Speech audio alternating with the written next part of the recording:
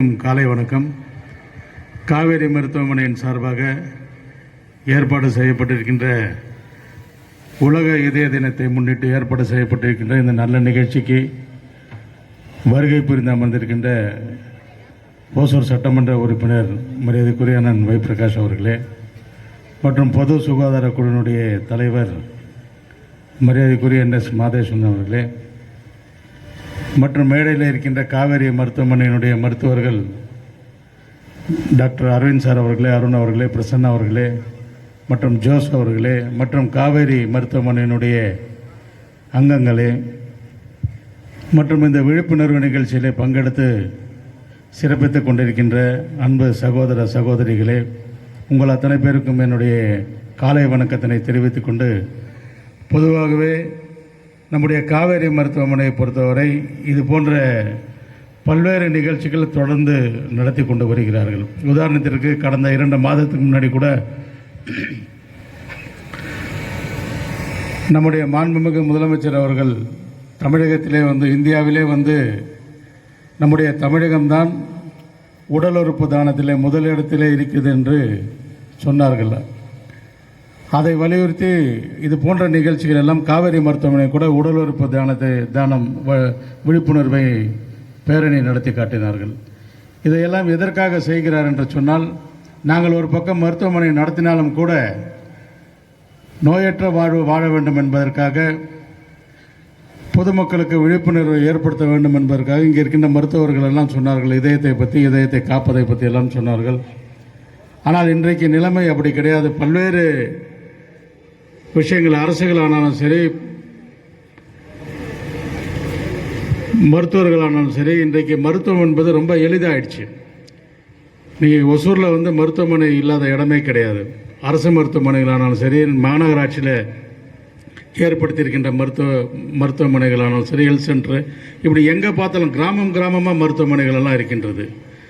ஆனாலும் கூட இன்றைக்கு நோய்கள் அதிகம் இருக்கின்ற காரணத்தினால் இன்றைக்கு இதெல்லாம் தேவை என்கின்ற ஒரு சூழ்நிலை உருவாகி இருக்கிறது.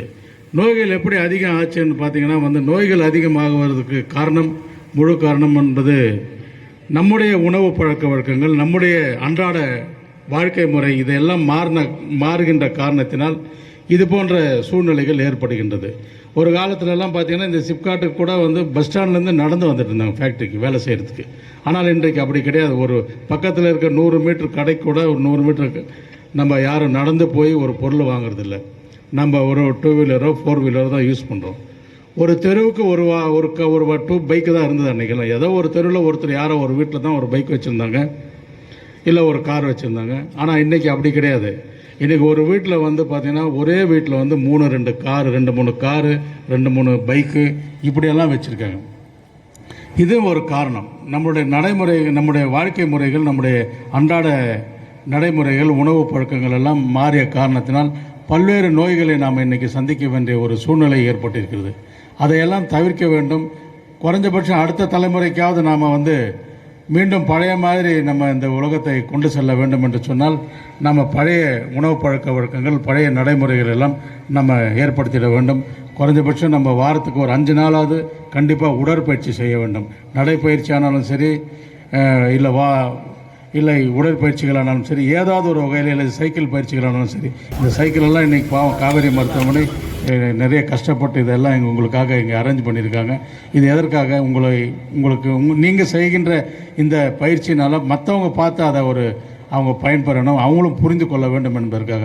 நாங்கள் வந்தவுடனே, நானும் எம்எல்ஏ வந்தோடனே பார்த்தோம், ஏதோ கேரவன் தான் நிற்குதுன்னு பார்த்தோம். பார்த்தீங்கன்னா காவேரி மருத்துவமனையுடைய ஒரு மினி கிளினிக்கே இருக்குது. அதுக்குள்ளே பார்த்தீங்கன்னா அதில் எக்ஸ்ரே, ECG எல்லாமே எடுக்கலாம். அந்த அளவிற்கு இன்றைக்கு மருத்துவம் மக்களை தேடி வந்து கொண்டிருக்கின்றது. ஆக இதையெல்லாம் நாம் நல்லதாக பயன்படுத்தி கொள்ள வேண்டும். நல்ல விஷயங்களை நாம் மற்றவர்களுக்கு சொல்லித்தர வேண்டும். நம்முடைய உடம்பு சோறு இருந்ததால் சித்திரம் வரைய முடியும் என்பதை போல, நாம் ஆரோக்கியமாக இருந்தால் எதை வேணாலும் செய்யலாம். அந்த ஆரோக்கியத்தை கண்டிப்பாக நாம் கடைபிடிக்க வேண்டும், நலமாக வாழ வேண்டும் என்று சொல்லி, இந்த நல்ல வாய்ப்பிற்கு நன்றி கூறி விடைபெறுகிறேன். நன்றி, வணக்கம்.